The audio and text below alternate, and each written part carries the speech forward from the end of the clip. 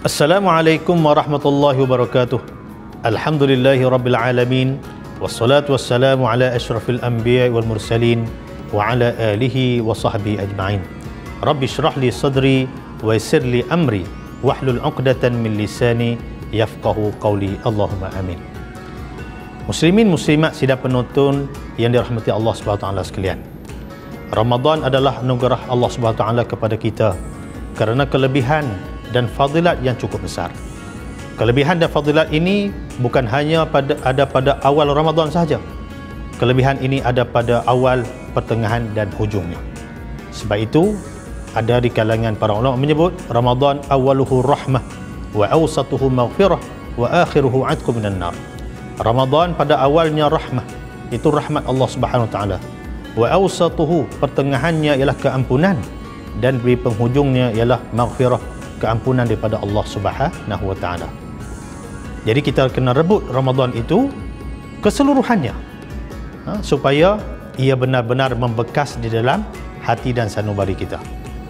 Menurut mantan Syekhul Azhar, Al-Imamul Akbar, Syekh Said Tantawi mengatakan, "Man kana ya'buduna Ramadan fa inna Ramadan qad dhahaba. Wa man kana ya'buduna Allah inna Allah hayyul la yamut." Barang siapa yang menyembah Ramadan, Ramadan akan berlalu pergi meninggalkan kita. Dan barang siapa yang menyembah Allah Subhanahu wa taala, sesungguhnya Allah Subhanahu wa taala itu hidup dan tidak mati. Allah Subhanahu wa taala ada di dalam Ramadan dan bulan-bulan berikutnya. Maka kita perlu menjadikan ibadah Ramadan itu ibadah yang keseluruhannya, supaya kita dapat mencapai hasil yang terbaik. Seperti kita menanam satu tumbuhan ataupun pokok-pokok, apabila di saat pokok itu menghasilkan buah, perlu kita lebih jaga supaya buah itu tidak dicuri dan sebagainya, dan buah itu dapat kita petik dan dapat hasilnya. Sebab itu kita sering mendengar laungan Bilal menyebut hayya 'alal falah. Apa itu hayya 'alal falah? Hayya 'alal falah ialah marilah menuju kejayaan. Kejayaan itu ialah kejayaan untuk menerima hasil. Kalau dalam bahasa Arab, petani disebut al-fallah. Fallah itu ialah kita menanam pokok dan mendapat hasilnya. Maka Ramadan juga kita nak tanam pokok, nak tanam benih dan nak mendapatkan hasil daripada Ramadan tersebut. Maka dengan sebab itu ulama tasawuf ada menyebut di dalam kita melakukan amalan perlu kepada 3 komponen utama yang perlu kita jaga. Yang pertama iaitu niat, yang kedua amalan, yang ketiga iaitu hati kita.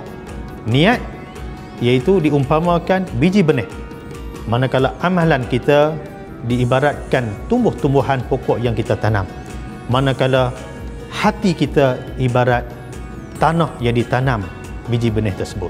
Biji benih mesti baik, amalan mesti baik, dan juga tanah yang ditanam dengan biji benih tadi juga mestilah tanah yang baik.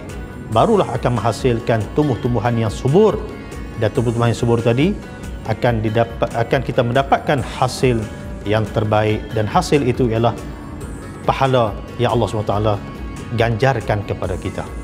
Muslimin muslimat yang dirahmati Allah SWT sekalian, bersama-samalah kita doakan supaya Ramadan pada kali ini dapat mendidik, mentarbiah diri kita menjadi insanul kamil, insan yang terbaik.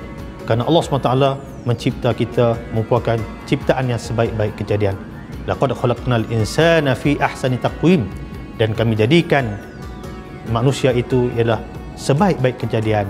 Maka kitalah kena pastikan terbaik kejadian itu pada seluruh kehidupan kita dan amalan kita. Sekian, Assalamualaikum warahmatullahi wabarakatuh.